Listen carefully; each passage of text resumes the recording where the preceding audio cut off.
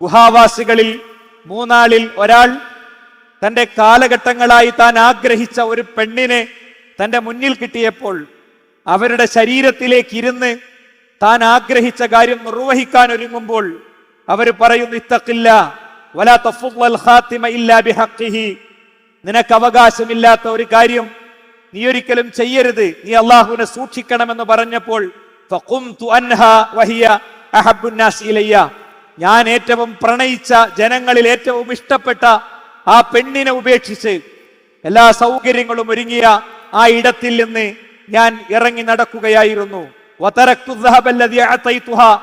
ഞാൻ അവർക്ക് കൊടുത്ത സ്വർണം അവർക്ക് തന്നെ ബാക്കി വെച്ചുകൊണ്ട് ഞാൻ പോരുകയായിരുന്നു എന്നാണ്.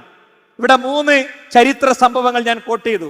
അബൂദർദാ റളിയല്ലാഹുവിന് പരലോകത്തെ ഭയപ്പെടുന്ന, മരണത്തിന് ശേഷം മനുഷ്യരെ പരലോകത്ത് ഒരുമിച്ച് കൂട്ടപ്പെടുമ്പോൾ ആ ഒരുമിച്ച് കൂട്ടപ്പെടുന്ന മനുഷ്യർ 2 വിഭാഗമാക്കി അള്ളാഹു പറഞ്ഞയക്കുന്നതിനെ കുറിച്ച് ഉമർ ബിൻ അബ്ദുൽ അസീസ് ഭയപ്പെടുന്ന, തൻ്റെ ജീവിതത്തിലെ തിന്മയുടെ ഒരു നിമിഷത്തിൽ ആ തിന്മ ചെയ്യാനുള്ള അവസരത്തിൽ നിന്ന് അല്ലാ എന്ന് കേട്ടപ്പോൾ, പരലോകം എന്ന് കേട്ടപ്പോൾ തിരിച്ചു നടക്കുന്ന 3 അനുഭവങ്ങൾ നമ്മൾ കാണുകയാണ്.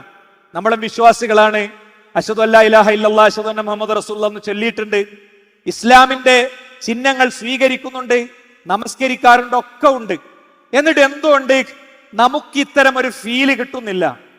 ജീവിതത്തിൽ ഒരു പാപത്തിന്റെ മുന്നിലെത്തുമ്പോൾ അള്ളാഹുവിനെ അനുസ്മരിച്ചുകൊണ്ട് പിൻവാങ്ങിപ്പോന്ന, ജീവിതത്തിൽ ഒറ്റക്കാകുന്ന ഇടങ്ങളിൽ, തിന്മയുടെ മേഖലകളിൽ ഒറ്റക്കാകുന്ന സന്ദർഭങ്ങളിൽ അള്ളാഹുവിനെ ഓർത്തുകൊണ്ട് നമുക്ക് എന്തുകൊണ്ട് തിരിച്ചു നടക്കാൻ കഴിയുന്നില്ല എന്നുള്ള ചോദ്യത്തിന്റെ ഉത്തരം ഇതാണ്.